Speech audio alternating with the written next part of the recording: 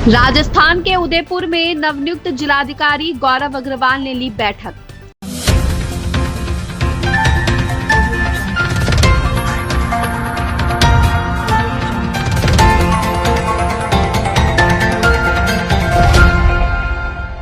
उदयपुर में जिलाधिकारी की अध्यक्षता में जिला सभागार में जिले के अधीनस्थों की बैठक करके रूबरू परिचय किया। इस दौरान उन्होंने बाल आश्रम की रोकथाम टास्क फोर्स कमेटी की भी बैठक ली। बैठक में सौरभ गुप्ता ने भी बतौर सदस्य भाग लिया।